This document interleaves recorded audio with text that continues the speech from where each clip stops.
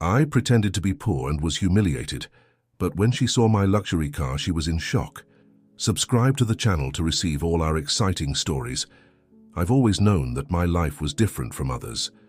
The expansive mansion I call home, the fleet of luxury cars at my disposal, and the army of staff catering to my every whim, these were the trappings of a life that most people could only dream of.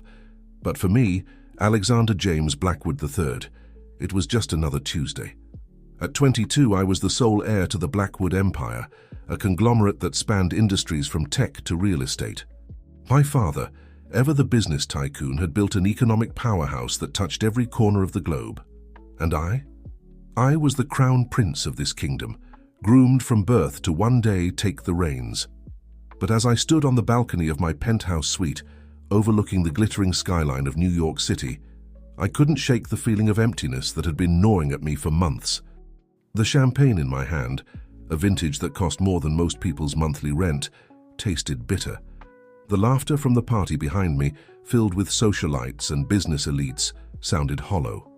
"Alex, darling," a voice called out, dripping with manufactured sweetness. I turned to see Vivian, the daughter of one of my father's business partners, sauntering towards me. Her designer dress probably cost as much as a small car, and her smile was practiced perfection. "Why are you out here all alone? The party's inside, silly." I forced a smile, one I had perfected over years of these social obligations. "Just getting some air, Vivian, I'll be right in." She giggled, a sound that was more calculated than genuine. "Well, don't take too long. You know everyone's here to see you." As she walked away, her words echoed in my mind. Everyone's here to see you. But was it really me they wanted to see? Or was it the Blackwood heir, the golden ticket to connections and contracts? I turned back to the city skyline, my mind drifting to a conversation I'd had with my father just a few days ago. "Son," he'd said, his voice gruff with a mix of pride and expectation, "it's time you started taking a more active role in the company. You're 22 now, and the board is expecting to see the future of Blackwood Enterprises." I'd nodded, giving him the response he wanted. "Of course, Father, I'm ready." But was I? The truth was, I felt anything but ready. Sure, I'd had the best education money could buy. Private tutors, elite boarding schools, and an Ivy League degree. I could recite financial reports in my sleep and negotiate deals before breakfast. But something was missing, and I couldn't quite put my finger on what it was. As I made my way back into the party, plastering on my public smile, I caught snippets of conversations. "Did you hear about Alex's latest acquisition? I heard he's dating a supermodel. His net worth increased by how much last quarter? It was all about the money, the power, the prestige. Not once did I hear anyone ask about my hopes, my dreams, or even how I was feeling.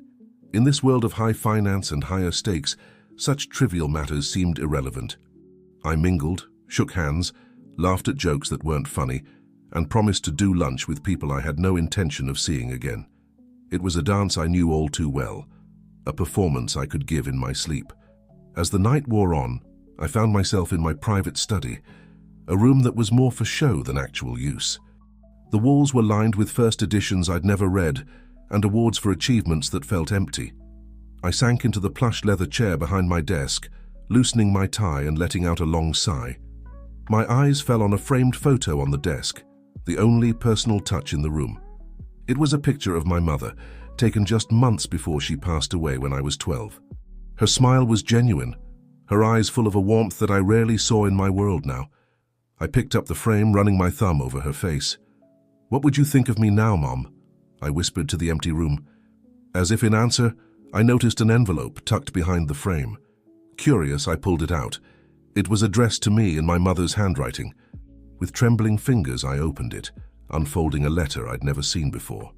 "My dearest Alexander," it began, "if you're reading this, it means I'm no longer with you, and you finally found this letter.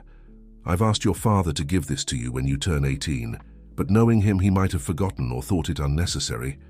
I leaned back, my heart pounding. This was my mother's voice, reaching out to me from beyond the grave. "I want you to know that the most precious thing in life isn't money or power. It's the connections we make, the lives we touch, and the difference we make in the world. Don't let the weight of the Blackwood name define you. Find your own path, my son." Live a life that makes you proud, not just one that looks good on paper. Tears stung my eyes as I continued reading. My mother spoke of her own struggles with the gilded cage of wealth, how she had found purpose in charity work and connecting with people from all walks of life. Remember, Alex, true wealth isn't measured in dollars, but in the richness of your experiences and the depth of your relationships. Don't be afraid to step out of your comfort zone. The world has so much to offer beyond the boardrooms and galas. As I finished the letter, I felt something shift inside me. It was as if a veil had been lifted, allowing me to see my life from a new perspective. The emptiness I'd been feeling, the nagging sense that something was missing, it all made sense now.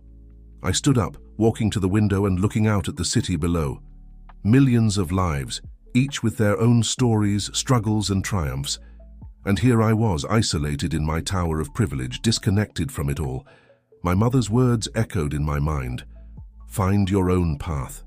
Live a life that makes you proud. In that moment, I made a decision that would change the course of my life forever. I didn't want to be just another trust fund kid, coasting through life on my family's name and fortune. I wanted to know who I really was, beyond the Blackwood air. As the first rays of dawn broke over the horizon, painting the sky in hues of pink and gold, I began to formulate a plan. It was risky, perhaps even foolish, but for the first time in years, I felt alive. I would leave it all behind, the wealth, the status, the expectations.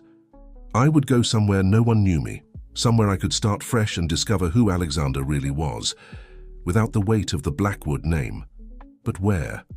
As I pondered this, my eyes fell on a travel brochure on my desk, a relic from a business trip I'd taken with my father last year. The image on the cover showed a bustling city street, filled with vibrant culture and history. Barcelona. The idea took root and quickly blossomed. Spain was far enough away to offer a clean slate, yet still accessible, and Barcelona, with its rich history and diverse population, seemed like the perfect place to lose myself and find my true identity. As the party finally wound down, and the last of the guests stumbled out into the early morning light, I sat at my desk, my mind racing with possibilities. I would need a new identity, a backstory, a way to blend in with ordinary students. For the first time in years, I felt a spark of genuine excitement. The path ahead was uncertain, filled with challenges I couldn't even begin to imagine. But as I looked at my mother's smiling face in the photo, I knew I was making the right choice. "I'm going to make you proud, Mom," I whispered, tracing her face with my finger. "I'm going to find out who I really am." With a deep breath, I turned to my computer and began making arrangements. A new life awaited me in Barcelona, and I was ready to embrace it, whatever it might bring. The bustling streets of Barcelona were a far cry from the sterile luxury I'd left behind in New York. As I navigated through the crowded La Rambla, backpack slung over my shoulder and a crumpled map in my hand, I couldn't help but feel a mix of excitement and trepidation. This was it, the beginning of my new life as Alex Green, just another American student trying to find his way in a foreign city. I'd spent the last month meticulously crafting my new identity.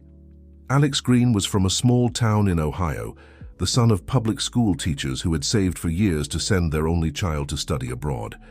It wasn't just a cover story. It was a chance for me to reimagine myself, to be the person I might have been if fate hadn't dealt me the Blackwood hand.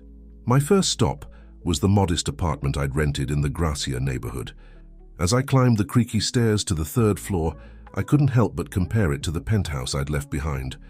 This building was old, with peeling paint and the faint smell of someone's dinner lingering in the hallway, but it felt real in a way that my old life never had. The apartment itself was tiny, a single room with a kitchenette in one corner and a small bathroom off to the side. The furniture was mismatched and well-worn, a far cry from the designer pieces I was used to.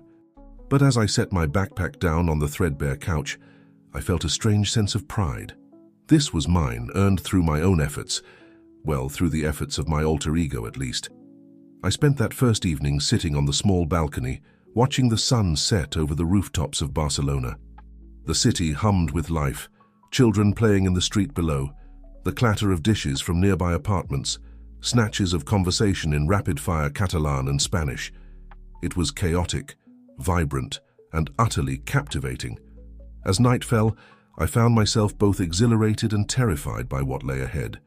Tomorrow would be my first day at the University of Barcelona, and I had no idea what to expect. For the first time in my life, I wouldn't have tutors to prep me or connections to smooth my way. I was truly on my own. Sleep eluded me that night, my mind too full of worries and anticipation. What if I couldn't keep up with the classes? What if my Spanish wasn't as good as I thought it was? What if someone saw through my carefully constructed facade? Morning came too quickly, and I found myself standing in front of the bathroom mirror, barely recognizing the person staring back at me. Gone were the tailored suits and perfectly coiffed hair. Instead, I wore jeans and a simple t-shirt, my hair slightly messy in a way that I hoped looked effortlessly casual rather than just unkempt. The University of Barcelona campus was a maze of historic buildings and modern additions. As I joined the throng of students making their way to their first classes, I felt simultaneously invisible and exposed. No one gave me a second glance. I was just another face in the crowd. It was both liberating and terrifying. My first class was Introduction to Marketing, held in a large lecture hall. I found a seat near the back, my heart pounding as I looked around at my fellow students. They chatted easily with each other, discussing summer adventures and upcoming plans. I felt a pang of loneliness, acutely aware of how out of place I was. The professor, a middle-aged woman with a no-nonsense demeanor, strode in and immediately launched into her lecture. I scrambled to keep up, my pen flying across my notebook as I tried to capture every word. This was so different from the private tutoring I was used to. There was no time for questions, no pause for clarification. I was just one of many, expected to keep up or fall behind. As the lecture progressed, I found myself struggling more and more. The professor referenced concepts and theories that seemed familiar to everyone else, but were completely foreign to me. My carefully cultivated business acumen, honed in boardrooms and through private lessons, seemed woefully inadequate in this academic setting. By the time the class ended, my head was spinning. As I gathered my things, I overheard two students nearby discussing the lecture. "Pretty basic stuff, right?" one of them said, laughing. "I mean, if you've done any kind of marketing internship, this is all old news." I felt my cheeks burn with embarrassment. Old news? I had barely understood half of what the professor had said. For the first time, I began to realize just how unprepared I was for this new world. The rest of the day passed in a blur of lectures, each one leaving me feeling more overwhelmed than the last.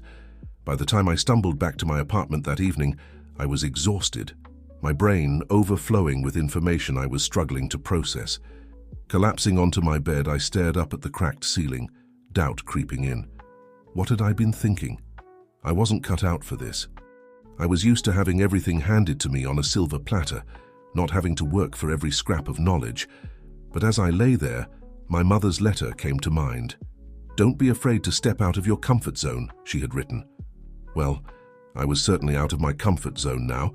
The question was, did I have the strength to stay here and see it through?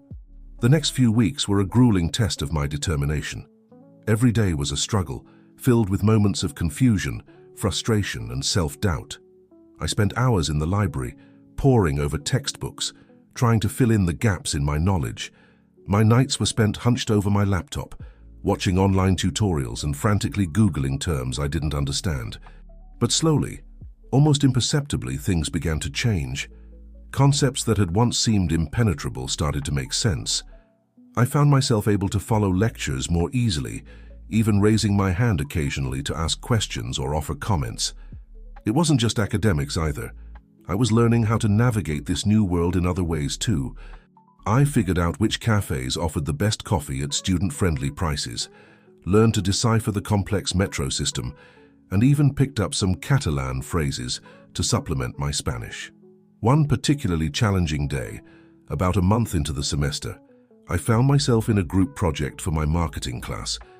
We were tasked with creating a campaign for a local business, and I was paired with three other students: Maria, a fiery Catalan girl with a passion for social media marketing; Javier, a quiet but brilliant strategist; and Sophie, an exchange student from France with a keen eye for design. As we sat in a bustling cafe near campus, brainstorming ideas, I felt a spark of the old Alexander, the one who could command a room and close million-dollar deals. But this time, It was different. I wasn't relying on my name or my wealth. I was contributing ideas based on what I'd learned, engaging in a give and take with my peers. What if we focus on storytelling? I suggested, thinking back to a lecture from the previous week. We could create a narrative around the business owner, really connect with the local community. Maria's eyes lit up. Yes, we could use Instagram stories to share behind-the-scenes glimpses of the business. People love that authentic personal touch. As we continued to develop the idea, building on each other's suggestions, I felt a warmth spreading through me. This was collaboration in its purest form. No hidden agendas, no power plays, just a group of students working together towards a common goal. By the time we parted ways that evening, we had the bones of a solid campaign and plans to meet again in a few days. As I walked back to my apartment, the streets of Barcelona glowing in the soft evening light, I felt a sense of accomplishment that was entirely new to me. This wasn't the hollow pride of being born into wealth and privilege. This was the deep, satisfying feeling of having earned something through my own efforts. I had contributed to a team, not because of my last name, but because of my ideas and hard work. For the first time since arriving in Barcelona, I felt like I truly belonged. I wasn't just playing a role anymore. I was becoming Alex Green, finding out who I could be when stripped of all the trappings of my former life. As I climbed the stairs to my apartment, I paused on the landing, looking out over the nighttime cityscape. The challenges were far from over. I still had so much to learn, so many obstacles to overcome. But for the first time, I felt confident that I could face them. "I'm doing it, Mom," I whispered to the starlit sky. "I'm finding my own path." With a smile, I turned and entered my tiny apartment. Tomorrow would bring new challenges, new opportunities to grow and learn. And for once in my life, I couldn't wait to face them head-on. As the weeks turned into months, I found myself settling into a rhythm in Barcelona. The city, once overwhelming in its vibrancy and chaos, now felt like a second home. I navigated its winding streets with confidence, greeting the owners of my favorite cafes and shops in a mix of Spanish and broken Catalan. At the university, things were improving too. The marketing campaign my group had created was well received, earning us praise from our professor and respect from our classmates. It was a small victory, but it gave me the confidence boost I desperately needed. One crisp autumn morning, as I hurried across campus to my business ethics class, I quite literally ran into someone who would change the course of my Barcelona adventure. "Whoa there, amigo!" A voice laughed as I collided with a solid form, sending my book scattering across the ground. "I'm so sorry," I stammered, dropping to my knees to gather my things. "I wasn't looking where I was going." "No worries, man. Here, let me help." I looked up to see a guy about my age with unruly dark hair and an easy smile, already picking up some of my scattered notes. As we stood, he handed me the papers with a grin. "I'm Mateo," he said, extending his hand. "And you're the American, right? Alex?" I blinked in surprise. "Yeah, that's me. How did you know?" Mateo laughed. "Small campus, my friend.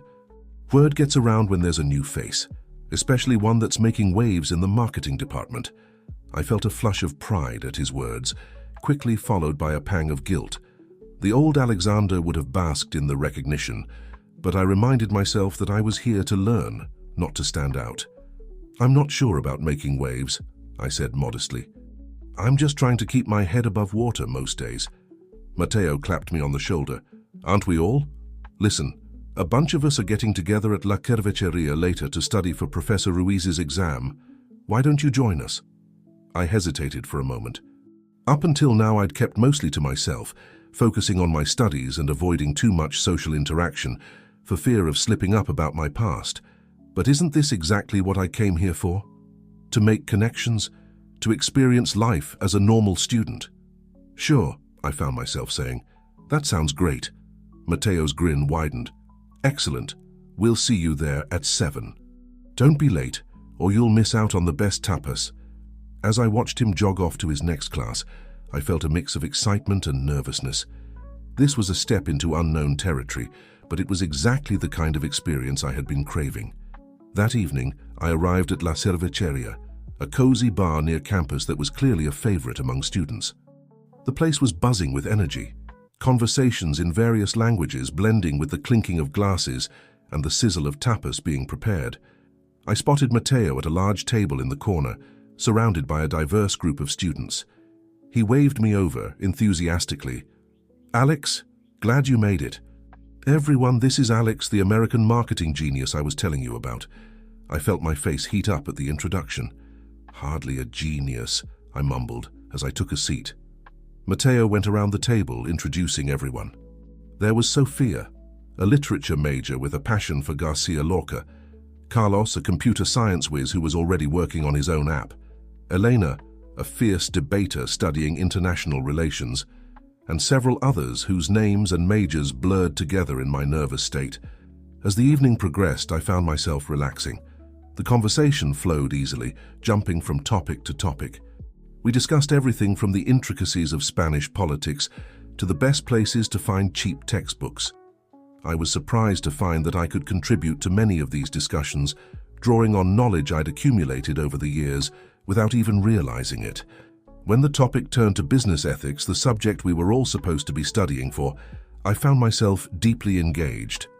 The concepts we were discussing, corporate responsibility, ethical decision-making, the balance between profit and social good, were things I had grappled with in my former life, even if I hadn't always had the vocabulary to express it. "But isn't it naive to expect corporations to prioritize ethics over profits?" Elena argued passionately. "The system is designed to reward financial success, not moral virtue." Before I knew it, I was jumping into the debate.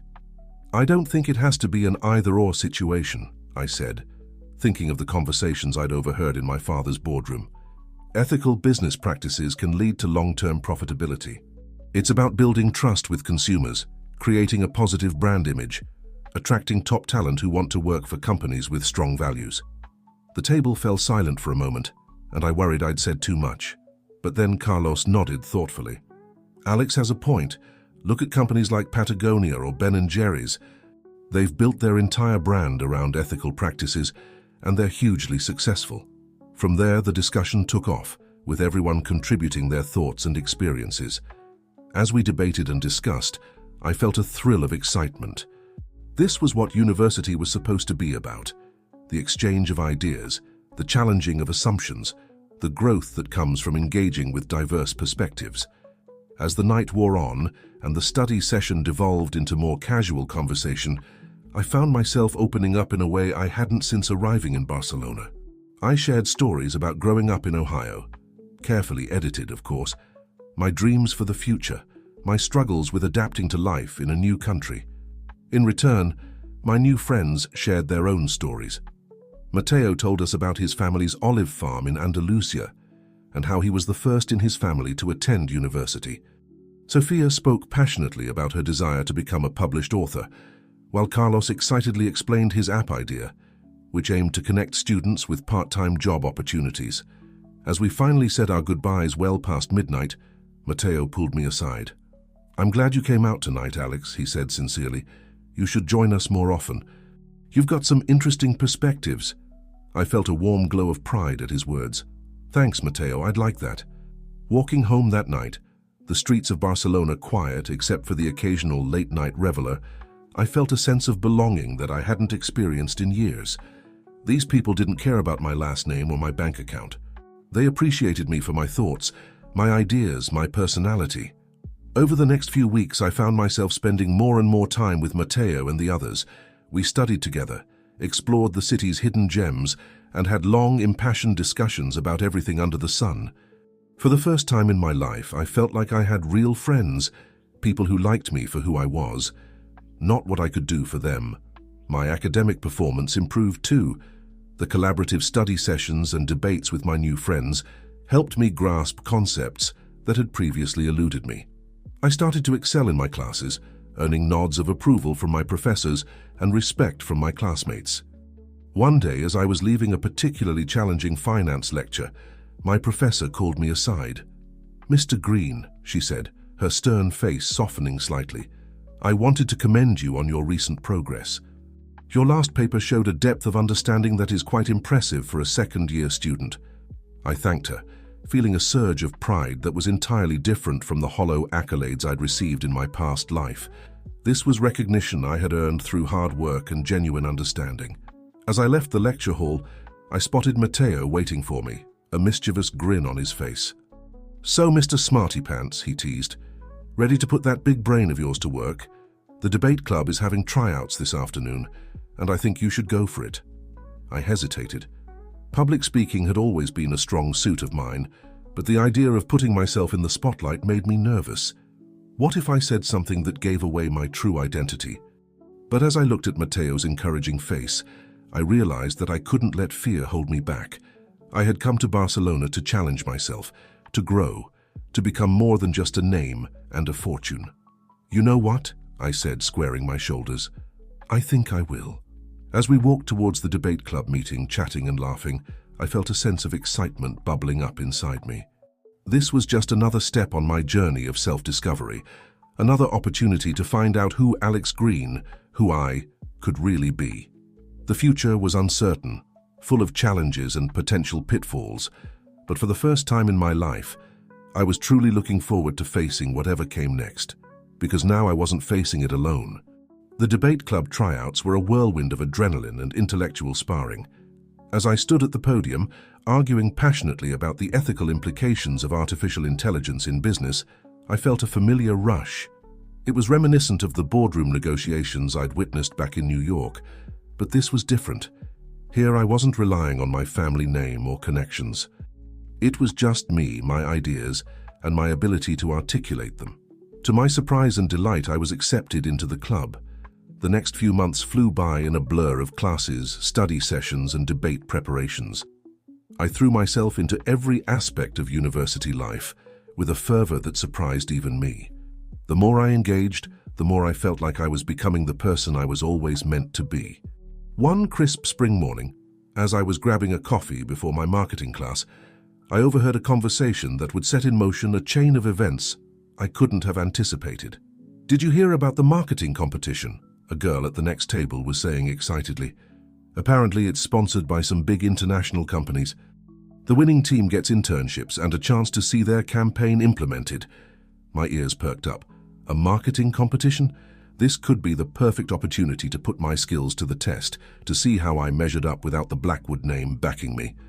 I arrived at class early, buzzing with excitement. Professor Martinez confirmed the rumors, announcing the competition to a room full of eager students. "This is a unique opportunity," she explained. "You'll be working in teams to create a comprehensive marketing campaign for a real client. The winning team will see their ideas brought to life, and each member will receive a prestigious internship." As she went on to explain the details, my mind was already racing with possibilities. This was exactly the kind of challenge I'd been craving, a chance to prove myself, to create something meaningful. When it came time to form teams, I found myself grouped with an eclectic mix of students. There was Matteo, of course, his easy charm and creative flair, a perfect complement to my strategic thinking. We were joined by Lucia, a quiet but brilliant data analyst, and Henrik, an exchange student from Sweden with a keen eye for design. Our client was a small, family-owned organic skincare company, looking to expand their market reach. As we dove into the research phase, I found myself drawing on knowledge I didn't even realize I had. Bits and pieces of overheard conversations from my father's business dealings, insights gleaned from years of observing high-stakes negotiations. But more than that, I was learning from my teammates. Lucia's ability to interpret data and identify trends was eye-opening. Henrik's design sensibilities brought our ideas to life in ways I never could have imagined. And Matteo had a way of connecting with people, of understanding their needs and desires that was truly remarkable. We worked tirelessly, our small apartment becoming a war room of sticky notes, whiteboards, and empty coffee cups. Late nights blurred into early mornings as we refined our strategy, tweaked our designs, and practiced our pitch. As the competition drew nearer, I found myself more invested than I'd ever been in anything before. This wasn't just about winning anymore. It was about creating something we believed in, something that could make a real difference for our client and their customers. The day of the competition arrived, and as we waited for our turn to present, I felt a familiar flutter of nerves in my stomach. But as I looked around at my teammates, Matteo giving us a thumbs up, Lucia double-checking our data one last time, Henrik making final adjustments to our visual aids, I felt a surge of confidence. When we took the stage, everything fell into place. We moved through our presentation seamlessly, each of us playing to our strengths. I led the strategic overview, my voice strong and clear as I outlined our approach. Lucia wowed the judges with her data-driven insights, while Henrik's designs drew appreciative murmurs from the audience. Matteo closed us out with a compelling narrative that tied everything together, his natural charisma shining through. As we finished and faced the panel of judges, a mix of professors and industry professionals, I held my breath. Their questions were tough, probing, but we handled them with confidence, our months of preparation paying off. The wait for the results was excruciating. We sat in tense silence, each of us lost in our own thoughts. When the announcer finally took the stage, I reached out and grabbed Matteo's hand, squeezing it tightly. And the winners of this year's marketing competition are... The pause seemed to stretch for an eternity. Team Organic Revolution. For a moment I couldn't process the words. Then Matteo was pulling me to my feet, Lucia was hugging me, and Henrik was shouting in excited Swedish. We'd done it. We'd won. As we made our way to the stage to accept our award, I felt a wave of emotions wash over me. Pride in what we'd accomplished, gratitude for my amazing teammates, and a deep, satisfying sense of having earned this victory through hard work and genuine skill.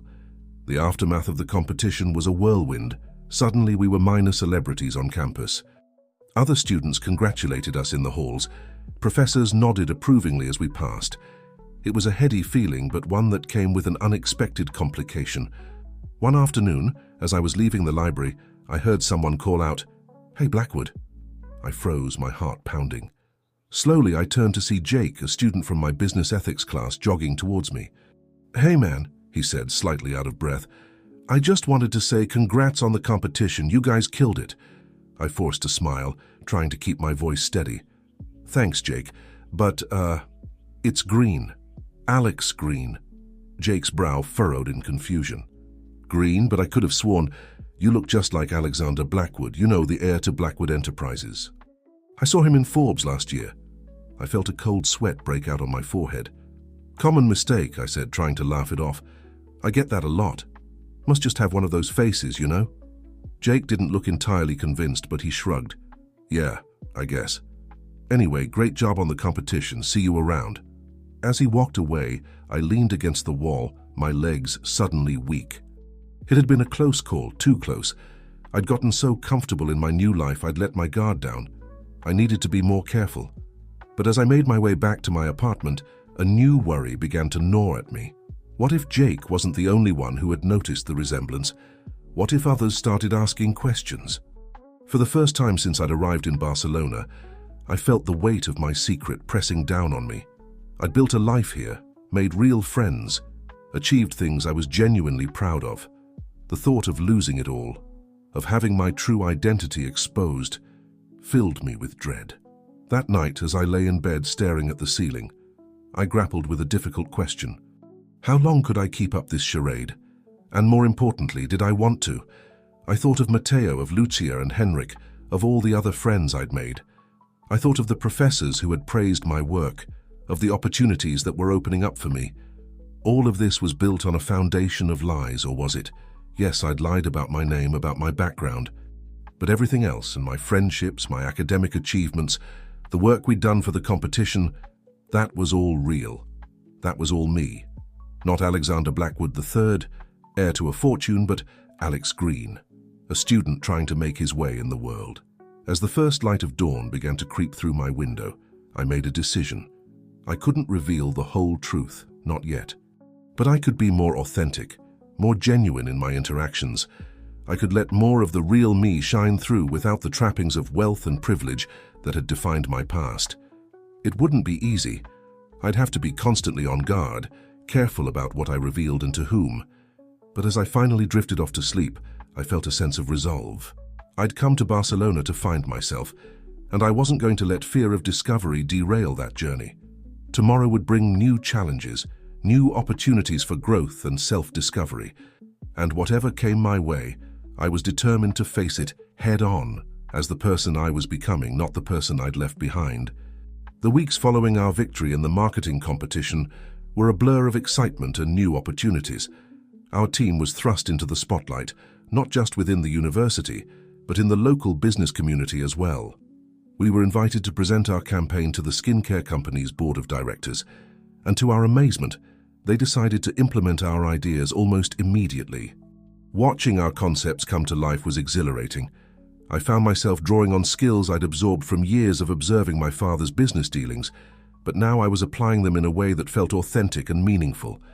It wasn't about making the most money or asserting dominance in the marketplace. It was about creating value for a small, family-owned business and their customers. However, as our success grew, so did the whispers. I caught more than a few curious glances in the hallways, overheard snippets of conversation that would abruptly stop when I approached. The incident with Jake hadn't been an isolated one. People were starting to notice similarities between Alex Green and Alexander Blackwood III. I did my best to deflect suspicion, but it was becoming increasingly difficult. I found myself constantly on edge, second-guessing every interaction, every word I spoke. The stress was taking its toll, affecting my sleep and my studies. One particularly rough morning, after a night of tossing and turning, I arrived at the cafe where our team usually met to find only Matteo there. He took one look at my haggard appearance and frowned. "Alex, man, what's going on with you lately?" he asked, his voice laced with concern. "You look like you haven't slept in days." I sighed, slumping into the chair across from him. "It's nothing," I muttered, not meeting his eyes.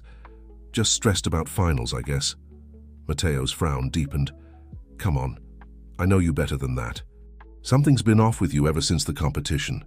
Talk to me, amigo." For a moment I was tempted to spill everything, to tell Matteo the truth about who I really was, why I was here. But the fear of losing his friendship, of shattering the life I'd built here, held me back.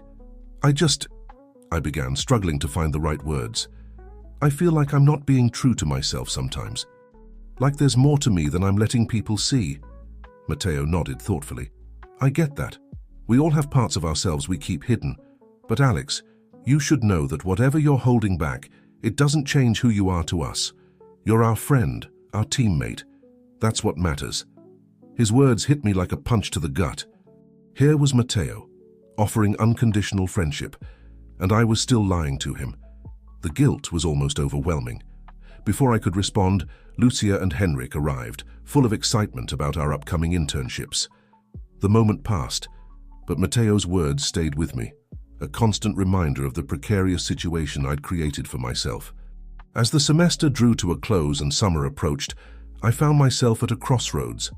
Our internships were set to begin in a few weeks, and I knew that stepping into the professional world, even in a junior capacity, increased the risk of my true identity being discovered. I spent countless hours pacing my small apartment, weighing my options. I could come clean to my friends, explain everything and hope they would understand. But the thought of seeing disappointment and betrayal in their eyes was almost unbearable. Or I could continue the charade, always looking over my shoulder, never fully relaxing into the relationships I'd formed. Neither option felt right, and as the days ticked by, I felt increasingly trapped by my own deception. It was in this state of turmoil that I received an unexpected call. The screen of my phone lit up with a name I hadn't seen in months. Dad. My hand trembled as I answered the call. "Hello? Alexander?" My father's gruff voice came through the speaker. "I hope I'm not interrupting your studies." "No, not at all," I replied, my mind racing. Why was he calling? Had he discovered what I'd been up to? "Good. I'll get straight to the point then. I'm going to be in Barcelona next week for a business conference. I'd like to see you." I felt my breath catch in my throat. "You're coming here? To Barcelona?" "Yes," he said, his tone brooking no argument. "I think it's time we had a face-to-face discussion about your future with the company. I'll send you the details of where I'm staying. I expect to see you next Friday at 7 p.m. sharp." Before I could formulate a response, the line went dead. I stared at my phone in disbelief, my mind whirling with the implications of this development. My father was coming to Barcelona. He wanted to discuss my future with the company, a future I had been actively running away from for the past year. panic set in as I realized the full gravity of the situation. If my father saw me here, living this life I'd created, it would all come crashing down. My friends, my achievements, the person I'd become, all of it would be overshadowed by the revelation of my true identity. I spent the next few days in a haze of anxiety, barely able to focus on my final exams. My friends noticed my distraction, of course, but I brushed off their concerns with vague excuses about family stress. As Friday approached, I knew I had to make a decision. I could meet with my father, potentially exposing my double life, or I could avoid him, buying myself more time but risking his anger and potentially more drastic measures to bring me back into the fold. In the end, I decided I had to face him. Running away had brought me to Barcelona, had given me the opportunity to discover who I really was. But I couldn't run forever. It was time to stand my ground, to defend the life and the person I'd become. Friday evening found me standing outside an upscale hotel in the heart of Barcelona, my heart pounding in my chest. I was dressed in the nicest clothes I owned as Alex Green, a far cry from the bespoke suits of my past life, but respectable enough for a university student. As I rode the elevator to the penthouse suite, I tried to calm my nerves. I had spent the past year learning to stand on my own 2 feet, to think for myself, to create value through my own efforts. I wasn't the same person who had fled New York all those months ago. The elevator doors opened, and I stepped out into a plush hallway. Taking a deep breath, I walked to the suite door and knocked. The door swung open, revealing my father. He looked exactly as I remembered, imposing, impeccably dressed, his steel-grey eyes sharp and assessing. For a moment, we just stared at each other, the air heavy with unspoken words. Then, to my surprise, a small smile tugged at the corner of his mouth. "Alexander," he said, his voice softer than I expected. "It's good to see you, son." As I stepped into the suite, I realized that this conversation would shape not just my future, but my understanding of my past as well. Whatever happened next, I knew one thing for certain. I was no longer the boy who had left New York seeking an escape. I was someone new, someone of my own making, and for the first time since I'd embarked on this journey, I felt ready to bridge the gap between Alex Green and Alexander Blackwood III. It was time to find out if there was a way to be true to both sides of myself. The penthouse suite was a stark reminder of the world I'd left behind. Plush carpets, gleaming surfaces, and a panoramic view of Barcelona that took my breath away. For a moment, I felt like I was back in New York, preparing for another corporate dinner or charity gala. My father gestured for me to sit, and I sank into a leather armchair, my back straight, my hands clasped in my lap, old habits dying hard. "You look different," my father said, his eyes scanning me from head to toe. There was something in his voice I couldn't quite place. Approval. Disappointment? I cleared my throat. "A lot has changed, Dad." He nodded, pouring 2 glasses of what I recognized as his favorite scotch. "So I've gathered. Your mother's letter, I should have given it to you sooner. I'm sorry for that." The apology caught me off guard. In all my years, I could count on one hand the number of times I'd heard my father apologize for anything. "You knew about the letter?" I asked, accepting the glass he offered. He sighed, settling into the chair opposite me. "I did. Your mother. She always had a different vision for your future than I did. I thought I was protecting you, preparing you for the responsibilities that come with our name. But perhaps I was wrong." I took a sip of the scotch, letting the familiar burn ground me. "I needed to find my own way, Dad, to figure out who I am without the Blackwood name attached to everything I do." My father was quiet for a long moment, swirling the amber liquid in his glass. When he spoke again, his voice was uncharacteristically soft. "And have you found your way?" I thought about the past year, the struggles, the triumphs, the friendships I'd forged. "I think I'm getting there," I said honestly. What followed was one of the most open conversations I'd ever had with my father. I told him about my life in Barcelona, about my studies, the marketing competition, and the internship I was about to start. I was careful not to mention names, still protective of the life I'd built here, but I let him see the passion and pride I felt in my accomplishments. To my surprise, he listened intently, asking thoughtful questions, and even chuckling at my story about the debate club tryouts. "You know," he said, refilling our glasses, "I started much the same way. Before your grandfather brought me into the family business, I worked my way up from the mailroom of a small advertising firm. Those were some of the best years of my life. I stared at him in disbelief. This was a side of my father I'd never seen before, never even imagined existed. As the night wore on, our conversation shifted to the future, my future, and the future of Blackwood Enterprises. "I won't lie to you, Alexander," my father said, his tone becoming more serious. "The board is getting restless. They want to know when you'll be ready to step into your role as heir to the company." I felt a familiar weight settle on my shoulders. "And what do you want, Dad?" He was quiet for a moment, his eyes fixed on the glittering cityscape beyond the window. "I want you to be prepared for the responsibilities that come with our name. But more than that, I want you to be happy. Your mother would have wanted that too." His words hung in the air between us, full of unspoken emotion. For the first time, I felt like I was seeing my father as a person, not just as the intimidating figurehead of Blackwood Enterprises. "I'm not ready to come back yet," I said finally. "There's still so much I want to learn, to experience, but I'm not running away anymore either. I want to find a way to be both Alex Green and Alexander Blackwood." My father nodded slowly. "Perhaps there's a way we can make that work. Your internship, it's with Rivera and Associates, isn't it?" I blinked in surprise. "How did you know that?" A small smile played at the corners of his mouth. "I may have made a few inquiries. Rivera and Associates is a subsidiary of one of our partner companies. What would you say to turning your internship into a sort of undercover training program?" "What do you mean?" I asked, intrigued despite myself. "You continue your life here as Alex Green. Complete your internship, finish your degree, but we'll set up a secure channel of communication.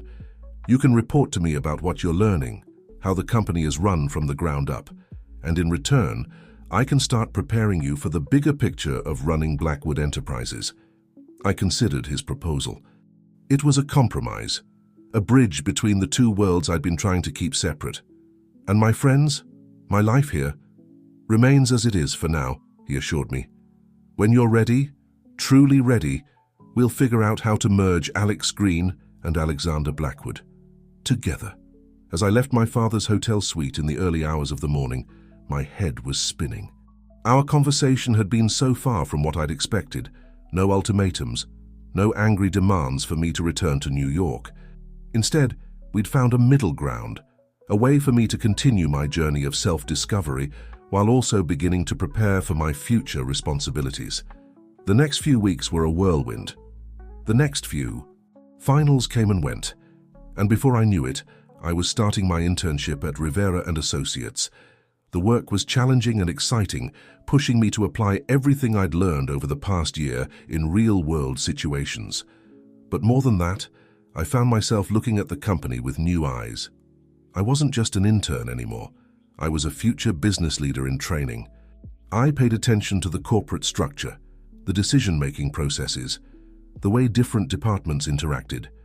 Each week, I compiled my observations into a secure email to my father, and our discussions about business strategy and leadership became a highlight I looked forward to. My friends, of course, noticed a change in me. "You're really throwing yourself into this internship, huh?" Mateo commented one evening as we grabbed drinks after work. I smiled, thinking of how much I wished I could share with him. "Yeah, I guess I am. It's just, I feel like I'm finally starting to see where I fit in the bigger picture, you know." Mateo raised his glass in a toast. "To finding our place in the world." As we clinked glasses, I felt a pang of guilt. I was still keeping secrets from my friends, still living a double life of sorts, but for the first time, I could see a future where those two lives might coexist. The summer flew by, a blur of work, learning and stolen moments of fun with my friends. Before I knew it, it was time to return to university for our final year. As I packed up my small apartment, my eyes fell on the framed photo of my mother that had started this whole journey.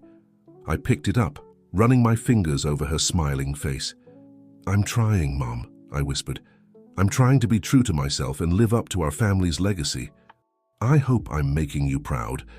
Just then, my phone buzzed with a text from Mateo. "Hey man, we're all meeting at La Cerveceria to celebrate the end of summer. You in?"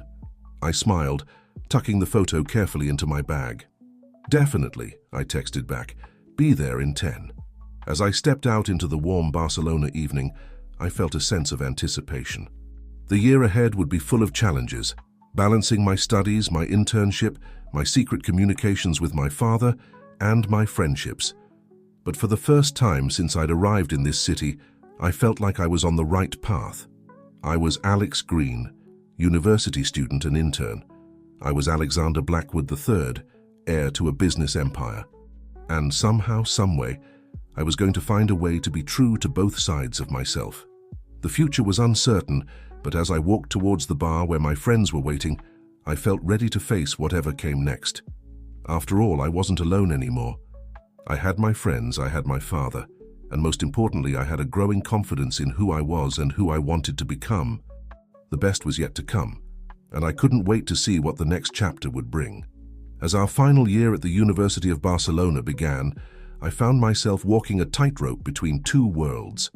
By day, I was Alex Green, hard-working student and intern, surrounded by friends who knew nothing of my true background. By night, I was Alexander Blackwood III, engaging in long-distance corporate strategy sessions with my father and slowly learning the intricacies of the empire I was set to inherit. The balancing act was exhilarating and exhausting in equal measure. I threw myself into my studies with renewed vigor, determined to excel not just for the sake of my cover story, but because I genuinely wanted to prove to myself and my father that I could succeed on my own merits. My internship at Rivera and Associates continued part-time alongside my studies. I was making waves there, my unique perspective, shaped by both my Blackwood background and my experiences as Alex Green, allowing me to propose innovative solutions that caught the attention of the senior management. One crisp autumn morning, I was called into a meeting with the CEO of Rivera and Associates, Maria Rivera herself. My heart pounded as I entered her sleek, modern office. "Alex," she greeted me with a warm smile, "please sit down. I've been hearing great things about your work here." I settled into the chair across from her desk, trying to project confidence. "Thank you, Ms. Rivera. I've learned so much during my time here." She nodded, her eyes sharp and assessing. "Your ideas for our latest campaign were particularly impressive. In fact, they reminded me of something." She trailed off, studying me intently. I felt a flicker of unease. Had she somehow made the connection to Blackwood Enterprises? "Tell me, Alex," she continued, "have you ever considered a career in corporate strategy? I think you have a natural talent for it." I relaxed slightly, relieved that she hadn't uncovered my secret. "I have, actually. It's definitely an area I'm interested in pursuing." What followed was a discussion about my future career prospects that left my head spinning. Maria was offering me a full-time position upon graduation, with a fast track to the strategy department. It was an incredible opportunity, one that the old Alexander Blackwood would have dismissed out of hand as beneath him. But as Alex Green, I found myself genuinely excited by the prospect. As I left her office, my mind was racing. This was exactly the kind of opportunity I had come to Barcelona to find, a chance to prove myself, to build a career based on my own merits rather than my family name. But could I accept it, knowing the truth about my background and my eventual responsibilities to Blackwood Enterprises? I spent the next few days in a state of internal turmoil, unable to fully focus on my classes or my friends. Mateo, ever perceptive, cornered me after a particularly distracted study session. "All right, out with it," he said, fixing me with a stern look. "What's going on with you, Alex? And don't give me any of that 'I'm fine' bullshit." For a moment, I was tempted to brush him off with another vague excuse, but as I looked at my friend's concerned face, I felt the weight of my secrets pressing down on me. I got a job offer," I said finally. "A really good one, with Rivera and Associates." Mateo's face broke into a wide grin. "That's amazing, man. Congratulations. But why do you look like someone just ran over your dog?" I sighed, running a hand through my hair. "It's complicated. There are family expectations, things I need to consider." Mateo's expression softened. "Hey, I get it. Family can be tough, but Alex, you've worked your ass off for this. You deserve it. Don't let anyone tell you otherwise." His words hit me like a punch to the gut. Here was Mateo, supporting me unconditionally, and I was still lying to him. The guilt I'd been suppressing for months bubbled to the surface. "There's something I need to tell you," I blurted out. "Something I should have told you a long time ago." Matteo's brow furrowed in confusion. "Okay, what is it?" I opened my mouth, ready to spill everything, when my phone buzzed with an incoming call. The screen displayed a number I recognized as the secure line my father and I used for our business discussions. I'm sorry, I have to take this," I said, my heart pounding. "Can we talk later?" Matteo nodded, still looking concerned. "Sure, man. You know where to find me." As I stepped away to answer the call, I felt like I was standing on the edge of a precipice. One way or another, things were about to change. "Alexander," my father's voice came through the line, tense and urgent. "We have a situation." He quickly outlined the crisis, a hostile takeover attempt of one of Blackwood Enterprises' key subsidiaries. The board was in panic mode, and they were calling for my immediate return to New York. "I've held them off for now," my father said, "but they're not going to wait much longer.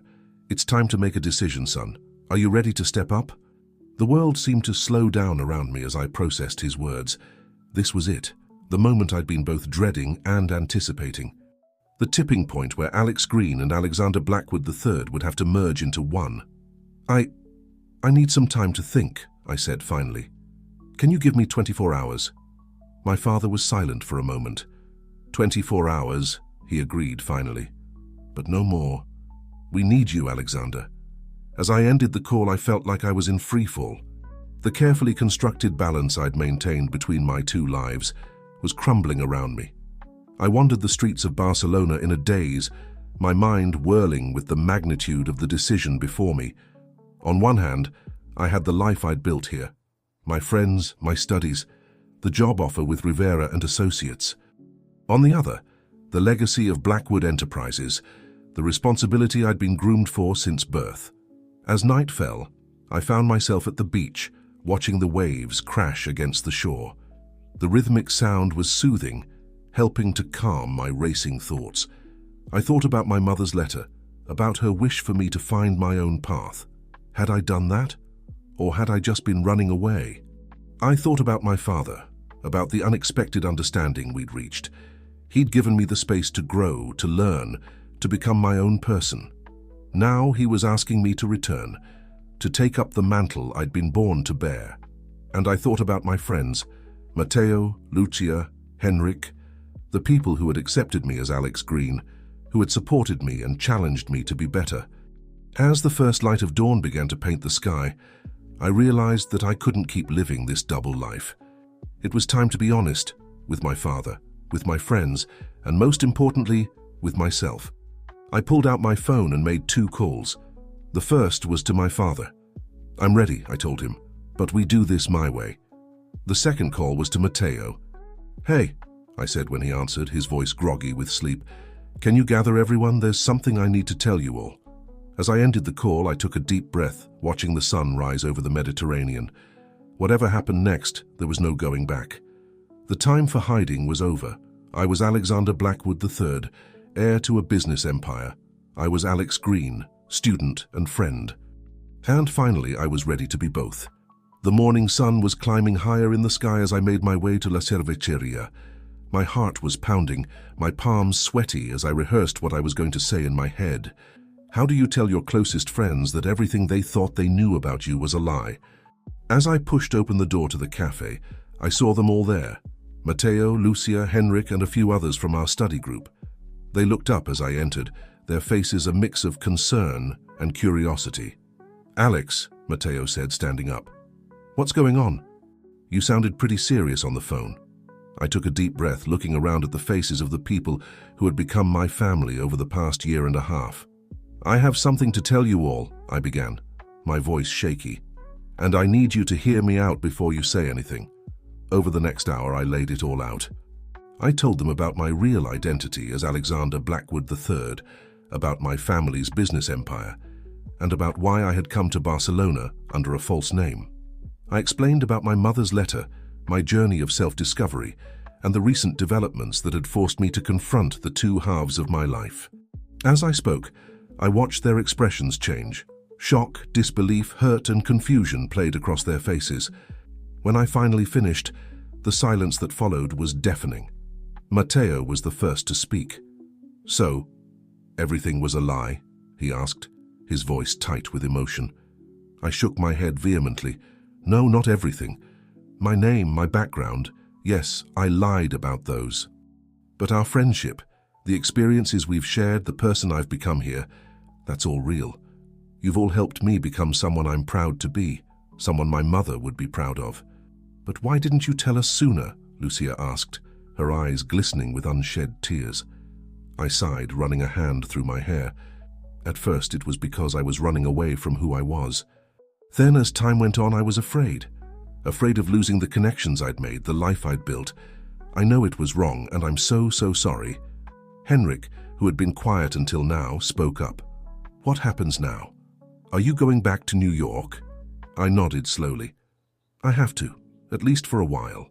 There's a situation with the company that I need to help handle. But," I added quickly, seeing their faces fall, "that doesn't mean this is goodbye. Not if you'll still have me in your lives." There was another long pause as they all processed what I'd said. Then, to my surprise, Matteo stood up and walked over to me. For a moment I thought he might punch me. Instead, he pulled me into a tight hug. "You idiot," he said, his voice muffled against my shoulder. "Did you really think we'd throw away our friendship over this?"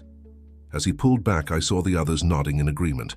There was still hurt in their eyes, still trust that would need to be rebuilt, but there was also forgiveness and understanding. "You're not just Alex Green or Alexander Blackwood to us," Lucia said softly. "You're our friend." That hasn't changed. The relief that washed over me was overwhelming. I hadn't realized how much I'd been carrying until I finally set it down. For the first time in over a year, I felt truly, completely myself. The next few days were a whirlwind of activity. I worked with my father to arrange my return to New York, while also negotiating to finish my degree remotely. Maria Rivera was understanding when I explained the situation, even offering to keep the job offer open if I wanted to return to Barcelona after dealing with the family business. On my last night in Barcelona, my friends threw me a farewell party. As we sat around a table at our favorite beachside restaurant, sharing stories and laughter, I marveled at how far I'd come. I wasn't the same person who had arrived in this city seeking escape. I was stronger now, more sure of myself and my place in the world. As the party wound down, Matteo pulled me aside. "I've been thinking," he said, a mischievous glint in his eye. "You know, Blackwood Enterprises could probably use some fresh perspectives. Any chance you might need a brilliant marketing mind on your team?" I grinned, feeling a surge of excitement at the possibility. "I think that could definitely be arranged. You up for a New York adventure?" Matteo's answering smile was all the response I needed. The next morning, as I boarded the plane to New York, I didn't feel like I was leaving my life in Barcelona behind. Instead, I was bringing a part of it with me, integrating it into the life I was returning to. My father was waiting for me at the airport, a proud smile on his face as he embraced me. "Welcome home, son," he said. "Are you ready?" I nodded, feeling a surge of confidence. "I am. And I have some ideas I think the board is going to want to hear." Over the next few months, I threw myself into work at Blackwood Enterprises. The hostile takeover attempt was thwarted, thanks in part to some innovative strategies I'd developed, drawing on both my Blackwood background and the fresh perspectives I'd gained in Barcelona. But I didn't stop there. I began implementing changes throughout the company, focusing on corporate social responsibility, ethical business practices, and nurturing young talent. I brought in Matteo to revamp our marketing department, and together we worked on initiatives to make Blackwood Enterprises a force for positive change in the world. I kept in close contact with my friends in Barcelona, visiting whenever I could, and even setting up a scholarship program at the University of Barcelona in partnership with Blackwood Enterprises. As the years passed, I found myself splitting my time between New York and Barcelona, bridging the two worlds that had shaped me. I was no longer Alex Green or Alexander Blackwood III. I was simply myself, a blend of both experiences, both identities. On a warm summer evening, 5 years after my return to New York, I found myself back on that same beach in Barcelona where I had made my decision to reveal the truth. My friends were with me, Matteo, Lucia, Henrik, and others, who had joined our circle over the years. We were celebrating the launch of a new Blackwood Enterprises initiative, one that would provide funding and mentorship to young entrepreneurs from underprivileged backgrounds. As I looked around at the faces of my friends, at the life I had built that spanned 2 continents, I felt a deep sense of contentment. I pulled out the old photo of my mother that I still carried with me everywhere. "I did it, Mom," I whispered. "I found my own path, just like you wanted, and I think I've made you proud." A warm breeze ruffled my hair, carrying the scent of the sea. In that moment, I felt complete.